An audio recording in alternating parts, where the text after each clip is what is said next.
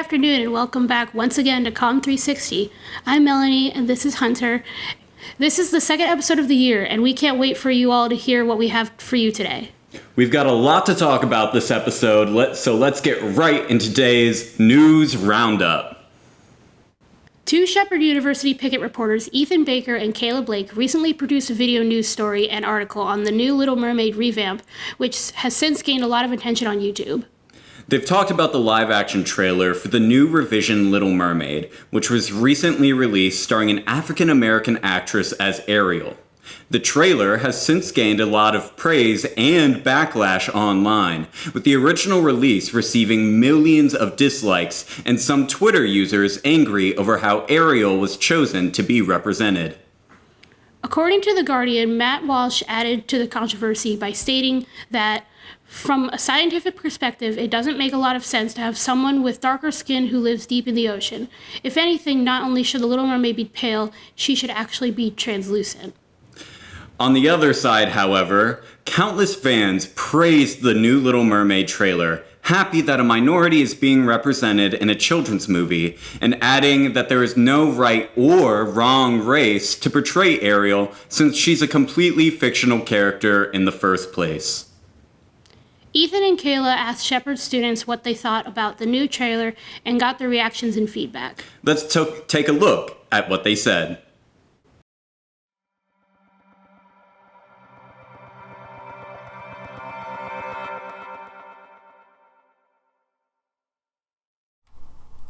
This is the animated film The Little Mermaid when it was first released in 1989. Then the sequel that was released in 2000. And the 2008 prequel. And this is the new Little Mermaid, a live-action film revealed in a trailer 2 weeks ago, set to be released in 2023. According to entertainment news site Page 6, within days of the movie's debut, the trailer garnered nearly 14 million views and 626,000 likes, but also received 1.5 million thumbs downs, prompting YouTube to disable the dislikes, a number that is now up to 3 million. But just why has this trailer had such a negative reaction from so many people? Of course, virtually all Disney remakes are faced with some level of criticism from fans, but this time it's different. This time the backlash is racially motivated, and quote, transparently racist, according to Forbes. And the source of the anger? The casting of a non-white African-American actress to play the role of the mermaid. Of course, some angry Disney fans took to Twitter to express their opinions on the remake. But it was also met with many supporters who are both in favor of black representation in children's films and who recognize that there is not a set race for a completely fictional mermaid. We sat down with Shepherd University students to hear their thoughts on the new trailer and the creation of more diverse children's films. I watched it. I thought when I originally watched it, I thought it was very good. Like, it was very well put together. The animation, the graphics, it was great. It wasn't kind of cheesy. Like, they really come a long way. People have this issue with people of color playing these like originally like white roles that were created, but the thing about these old Disney movies, so I've done a lot of research on this, people of color didn't have representation back then. And I don't know, obviously I will never know, but I know what it's like to have representation growing up and even now because, you know, everything back then was white. But I think it's really important for these, even adults, children, everybody now to see this representation because it would be hard to grow up without any of that. So I couldn't imagine. So I think it's very important to have that. I'm very excited for it because, you know, The Little Mermaid is a classic, you know, story. So I'm excited to see how directors and producers have added their own twist to it because that's a movie that came out so long ago. So I'm excited to see it. I feel like it's important for especially young kids because they're the ones that are going to be watching these animations, and I feel like it's extremely important for them to have characters that they relate to and can look up to and enjoy. I am quite excited for The Little Mermaid, the new one. I'm a big Disney gal, everything Disney. I'm actually planning a trip for Disney in May for my graduation, so I think having diversity and seeing that diversity at a young age will make the younger generation that we have now be even more inclusive, and it'll just teach them lessons that they might not get from their parents, if that makes sense. So like parents sometimes won't talk about inclusivity or diversity with their kids, and I think the way that film is so popular, I think that's the best way to get it addressed to the children. We also asked students if the trailer would have faced the same level of controversy if the gender roles were swapped and Ariel was a man. See, I still think people would have an issue if Ariel was turned to a man, but I don't think it'd be as much as an issue as much as it is right now, which is the thing that kind of, it's really irritating to see, because I've seen these arguments like, well, there's no way that someone, like a black person, could be a mermaid because this, and that. And I'm like, well, mermaids don't exist. So, like, there's really no reason to argue against it other than the fact that people are just, unfortunately, very biased. But, yeah, no, I don't think it'd be as big as a controversy if Ariel was a man. I believe any changes to any classic films are going to be an uproar. So I do believe it will be an uproar for a lot of different communities, but not in my personal community. But yeah, I think it will be an uproar, and I think it's going to be something that people are going to have to start getting used to, because I feel like with the changes in especially like in new day and age, I feel like there are going to be a lot of changes to try to make classic films and TV shows and different animations that are more relatable for everybody, and whether that be characters of different diversities or different orientations. So I think there's always going to be an uproar when it comes to that, because of people who are used to what we have. No, I don't think it would be.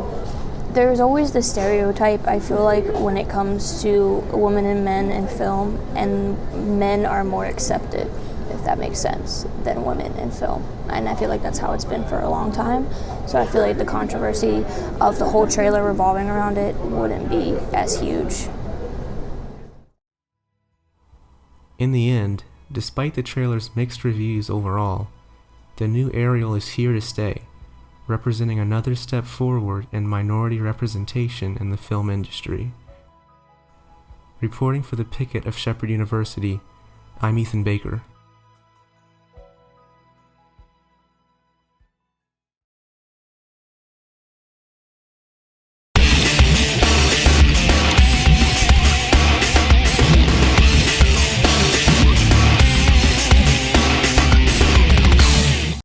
Here to give us an update on the season so far is none other than Gerald and Kevin. What's up? Hey, welcome. It's great to be here. It's great to be here. Fantastic. I've heard a lot about y'all's show. I'm really excited to be on this show. It's my dream. That's great. Well, we have a couple of questions for you. I think everybody's wanting to know, in this last game, were there any memorable moments? Oh, man. I'm glad you asked that. So, in the game that just happened, we had a military appreciation week, which is, appreciating our military and, what they all do for our country. So we had U.S. aircrafts flying over the stadium while the national anthem was singing, going on. Mm-hmm. And it was also senior day. So all of our seniors lined up, and we gave them their flowers. Their families walked them onto the field.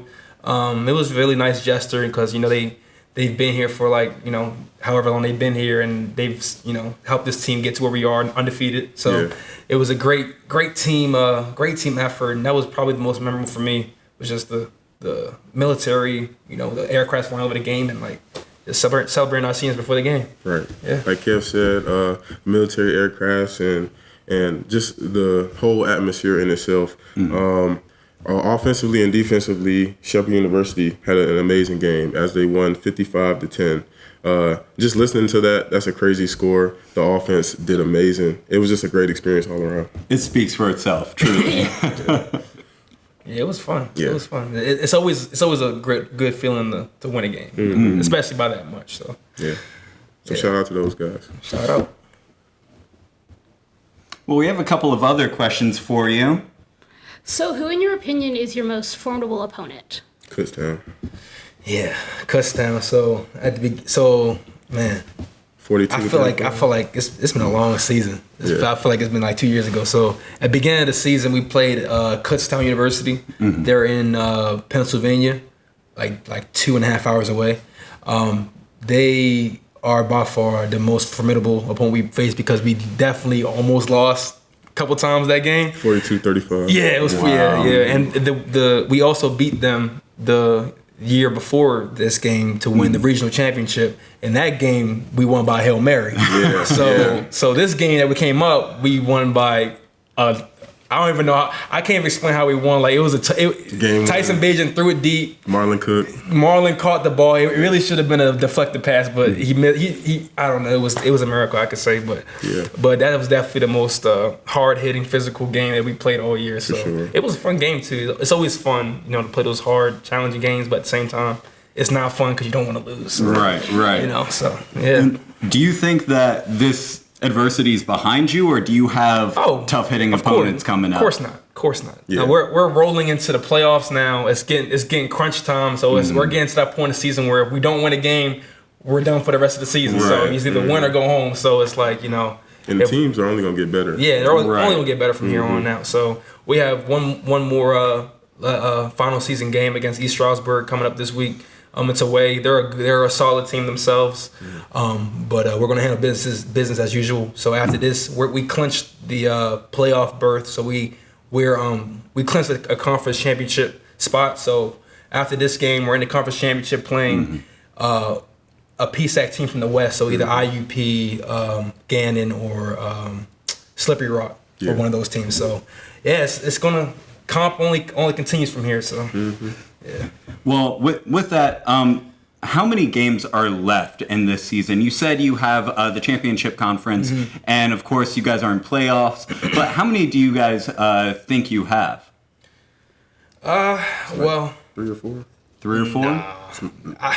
If everything plays out well, so if we make it all the way to the national championship, we're not going home until December 17th. Yeah, that's so we have like one more regular season game, Right. Which is this week, and then after that it's playoffs. So if we make it all the way, we got first round, second round, regionals, semifinals, and then championship. So yeah, we're going to be here for a while if everything plays out all right. So it's fine. Okay. yeah, so we gotta buckle down and guys are hurt. They're injured and tired, fatigue, muscle fatigue is starting to play effect. So we're just gonna keep on grinding and get that ring. Well, our Rams are wishing you the best. And I appreciate it. Once again, we really appreciate your willingness to come in and speak with us. No problem. And look forward to hearing more from you and the Rams football team coming up later in the season. Thank you, everybody. Ram Nation, baby. As always, our final segment of today's show is Department News. The latest news of the COMM department, that is. And now for this episode's department headline. Last week, we brought up the senior Capstone Preparation class and how students were preparing and researching for their final projects before graduation. Well, rumor has it that a news story on the Capstone program is soon to be released from the Picket, so keep your eyes and ears out for that. I'd love to know what project each of the students has decided to create and what stage they're at in the creative process. We might have to get one of them in the studio next week to fill us in. Good idea. You don't want to miss that, folks. Well, that's all for this episode, folks. We hope you enjoyed listening, because we certainly had a lot of fun putting on the show for you all. Tune in next time for our third episode of Shepherd News. Reporting for the Ram News Report, I'm Melanie. And I'm Hunter Hayward, signing out. Thank